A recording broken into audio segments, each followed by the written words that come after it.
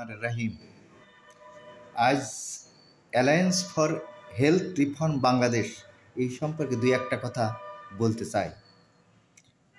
আমরা মাঝে মধ্যে শুনতে পাই স্বাস্থ্য উপদেষ্টা দৃশ্যমান কোনো কাজে জড়িত নয়, তবে ভিতরে ভিতরে হেলথ রিফর্মের কাজ চলছে, যেখানে সুষম স্বাস্থ্য ব্যবস্থার পাশাপাশি বিদেশে রুগী না যায় তার ব্যবস্থা নেওয়া হবে।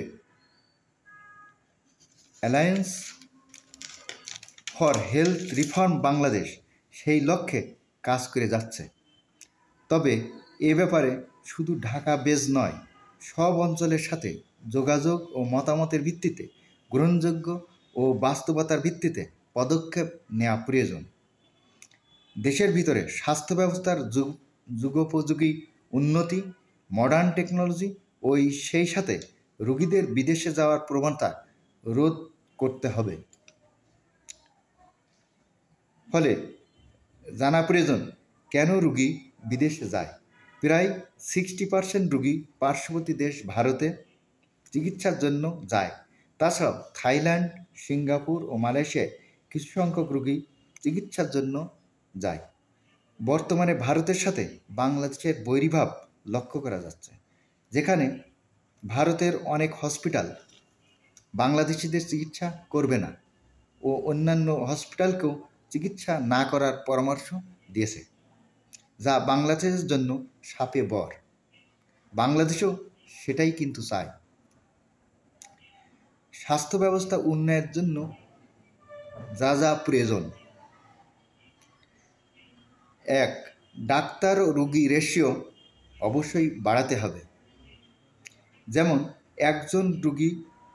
একজন ডাক্তার অনেক রোগী না দেখা ও একই সাথে অনেক অপারেশন না করা, একই সাথে সরকারি ও প্রাইভেট সেক্টরে কাজ না করা। 2. ডায়াগনস্টিক সেন্টারগুলোতে সঠিক রিপোর্ট প্রদানের ব্যবস্থা করা। 3. পর্যাপ্ত ট্রেন্ড টেকনিশিয়ান প্রয়োজন। 4. ফার্মাসিউটিক্যালসের ঔষধ এর মান নিয়ন্ত্রণ, কোয়ালিটি কন্ট্রোল অবশ্যই করতে হবে। সেই সাথে ঔষধের সঠিক কম্বিনেশন প্রয়োজন। 5. পূর্ণাঙ্গ রেফার্ড সিস্টেম কার্যকারী করতে হবে, যেটা বিভিন্ন উন্নত বিশ্বে যেমনটি দেখা যায়। কাজের সুষ্ঠু পরিবেশ প্রয়োজন ও জব স্যাটিসফ্যাকশন থাকতে হবে,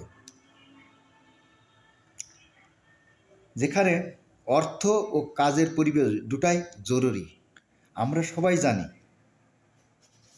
in a good environment a marginal performer does well, whereas a good performer excels. The reverse is also true. In a bad environment, a good performance output comes down. কারণ হিসেবে বলা যায়, এখানকার doctor অন্যান্য দেশে কিন্তু অনেক সুনামের সাথে কাজ করতে পারে। বলা যায়, এই মানুষ বনে গেলেই বন মানুষ হয়।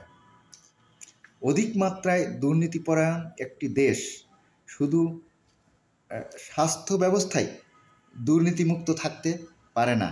সব সেক্টরই যখন দুর্নীতিযুক্ত, সেখানে একটা দুইটা সেক্টর ভালো থাকতে পারে না।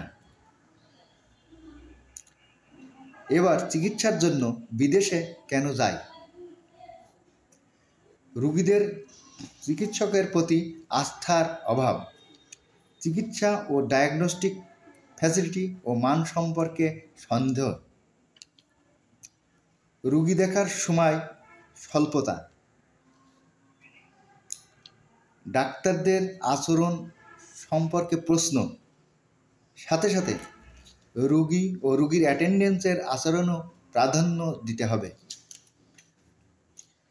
শখ করে পর্যটনের সাথে অনেকে হেলথ চেক করতে যান।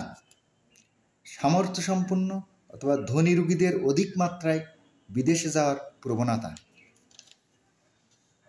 সেই সাথে বিশেষ করে ভারতে মুসলমান রোগীদের চেয়ে বেশিরভাগ হিন্দু রোগী ভারতে যান চিকিৎসার জন্য। এই সব কিছু বিবেচনা করে আমাদেরকে সরকারকে হেলথ সেক্টরকে রিফর্ম করা প্রয়োজন বলে আমি মনে করি। আজ এ পর্যন্তই। আল্লাহ হাফেজ।